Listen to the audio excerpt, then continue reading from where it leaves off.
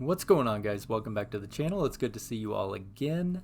I just wanted to start off with going over some things in Redbox, especially the FTDs. This was a request by one of the viewers, and I thought it sounded like it was an interesting topic to go over and kind of see if we could see some of the reflections of what's going on in the FTDs along with the charts to kind of give us an idea of, how it's moved in the past and how could it possibly move in the future. What are the FTDs doing? Why could they possibly be mounting up? So if that sounds like something you're interested in, go ahead and hit the like button if you are so kind, and I will get into the information. So what I was looking at was really overall in Redbox, it was kind of a predictable play for a long time here. We saw it just continue in that down channel, drop and drop day after day. There wasn't a whole lot of thinking that had to go into the play for the market makers. It was still relatively easy to borrow at that time, and the shares were easily locatable. 200, 300, 400,000 was the volume on those days for the most part. So it wasn't anything out of control and that they couldn't handle. But they got a surprise here on February 2nd. Now, February 2nd got hit pretty hard, and that's kind of where things really started to get, I'd say, a little bit more interesting for the market makers and what was going on there. If we look at the FTD list, if you can see it on February 4th, we see that report come in at 1.6 million basically on the FTD list. Now, FTDs can be several things. They could be a naked short, that could be a type of FTD, or it could be options that were not delivered on. So what could have happened here is, could it have just been heavily shorted, naked shorted? Yeah, it could have been. Those could have been FTDs created by the market makers.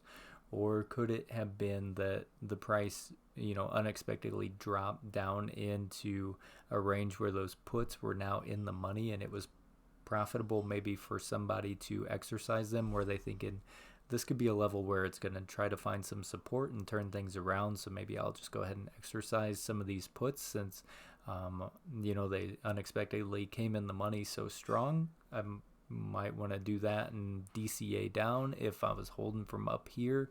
And there's a good opportunity to do so if you had some cheap puts that you were able to, go ahead and exercise and capitalize on. So could have been a million different things, I guess, that came into play there. We don't know whether it was somebody creating a long position or somebody that had a short position that didn't get delivered on there, but either way we can take a look and see what happened from there. So February 4th, or February 2nd is where all of that kind of came into play, and then we see it on the FTD list come in here.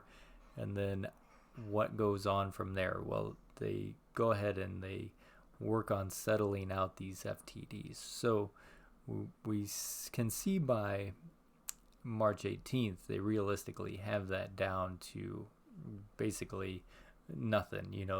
They've went ahead and balanced out their books to the best of their ability, which I like to see. The volume, we could see really started to pick up in here for a good portion of that time, and we can see with that volume around March 18th is whenever they finished closing out all those FTDs. Technically, as far as they tell us, that's reported here, we can see that it started to take that run back up. So I think realistically I could believe that, yeah, they did go ahead and cover some of those FTDs, whether they were the puts that they needed to buy to deliver to whoever exercised them, or if they were shorts that needed to be accounted for and they bought those back into the open market.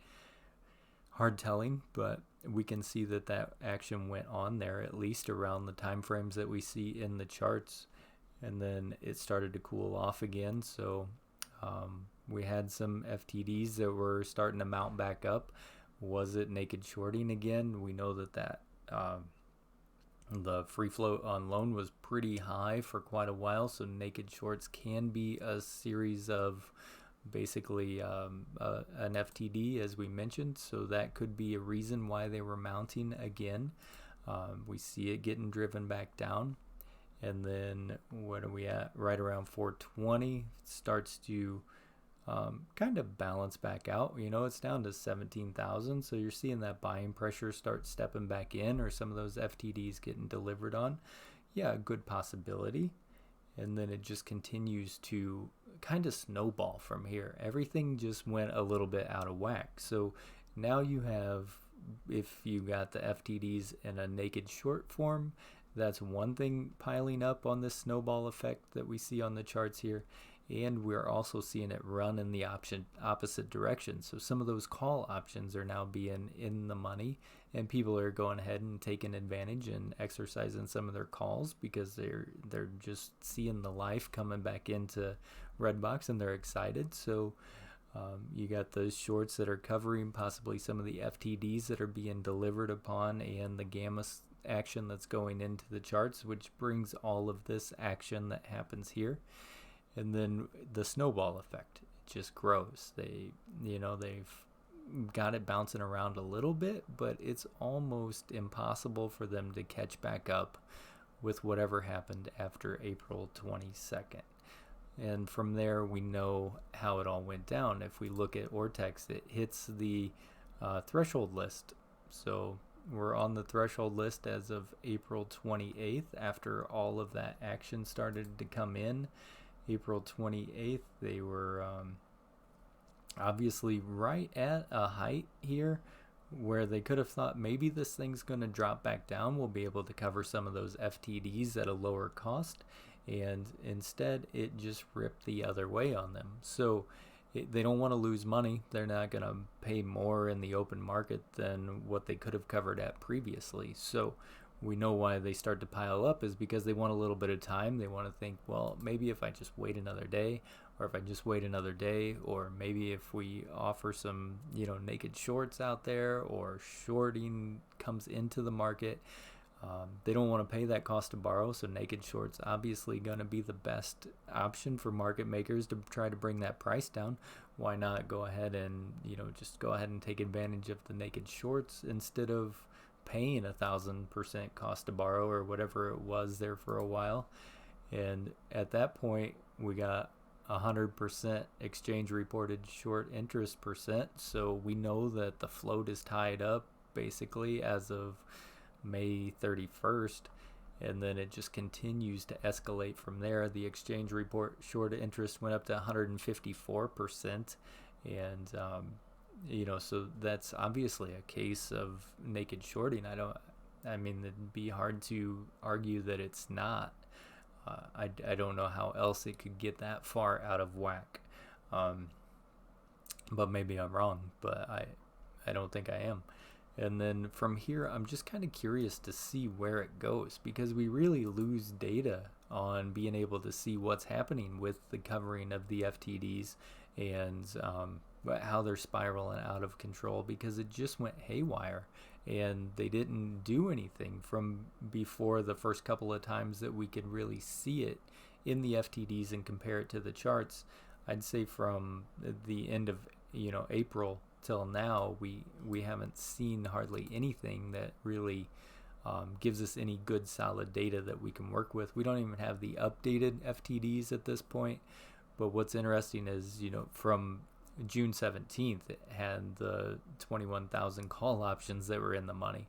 So along with that FTD list that we're looking at up here at our last date of June 14th being 2.3 million, and now the 21,000 call options that would be around June 17th, just a little bit up here on the list whenever we get it.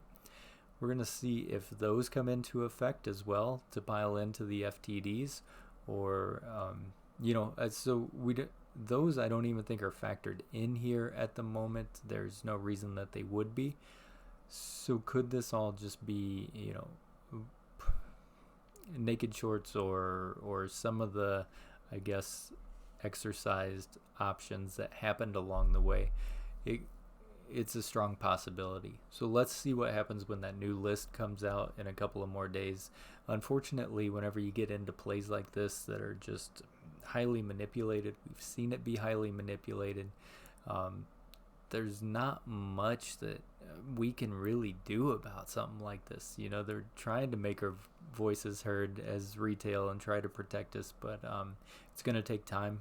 All of this is going to take time, and same thing with the FTDs. We know that they're not getting delivered on because we have a delivery date right here in the category next to it, and these numbers are just increasing day after day. So obviously they're totally disregarding whatever kind of delivery day is on there. They're going to let it go to the DTCC, and from there the DTCC will probably give them a little bit of time to get their books back under control, and if they can't, then I would assume they would pass that over to the SEC, and the SEC can either take action, some sort of fine or penalty or slap on the wrist or whatever they want to do if it gets to that point. But we've saw it been carrying on here for quite some time, so something will probably happen. I just don't think it'll be in the T35 dates by any means. I think if it's going over to, the threshold list, now we're looking at, who knows, add more time to it, because we just have to see how it all plays out. And are they going to force a buy-in, or are they going to just simply fine them and give them more and more time?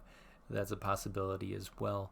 And we know wherever that's cost to borrow is so high, it's easy for the market makers to just roll out the naked shorts and try to control the price. So at some point, they're either going to get these numbers too far out of whack and not be where they want to be in the price on the charts, or vice versa, and something's going to happen.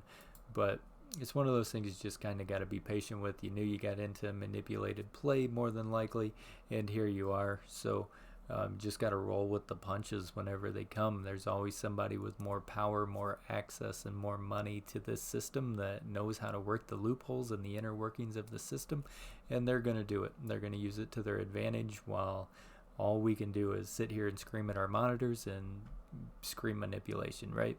We know it's out there. It's obviously happening. The good news is the options chain's gone away, so they're not really able to hide as many things as they were previously as far as it comes to the FTDs. But if you do look at the options chain going out to 2023, there are quite a bit of puts that are still lingering out there. So I think they do have some advantages of being able to hide those either in the options chain, or say, look, we do intend to deliver these, we just haven't secured them yet. We'll see how it goes, but we will get that update in the coming days, and then we'll go back and we'll look at it and we'll compare and see if we have any new information that we can see in the charts post hopefully April. I want to see what all of this downtrend, is that even more? Are we going to see the FTDs kind of skyrocket even more? Are we going to get that exchange reported short interest and see that it actually went higher? And we know Ortex estimations are going higher, so I want to see if those are both in line. If they are, then possibly we're going to see the fail to delivers go up even more as this is coming down, which would probably be an indication in my eyes of more naked shorting, really. If the price is coming down and the FTDs are going up. So let's see what happens. I appreciate you guys coming back and watching another one. I hope that it was a little bit helpful. I mean, we can see whenever the reports and the charts are put side by side that it does actually show up in the charts. So we know there is going to be some kind of impact. This was like 1.5 million FTDs roughly, and now we're sitting around 2.3 million. So what we really need to see come into play with more so than just the covering of the FTDs is it going to hit whenever, say, shorts are looking to cover some of their position as well to really make it run? Is FOMO going to step back in whenever they're seeing this kind of action run into the charts? And are the day traders going to be playing along right there with them? Because it's going to take a lot more than just covering 2.3 million FTDs at the moment to get a whole lot of reflection in the charts. I mean, it sounds like a large number, but we just got to see what's going on there, because we've seen mass amounts of volume come into this thing a day, and it's gonna take a whole lot more than 2.3 million to get it very far. So let's just keep an eye on it, see what happens. Thank you again, guys. Stay golden as always, and may your accounts stay green.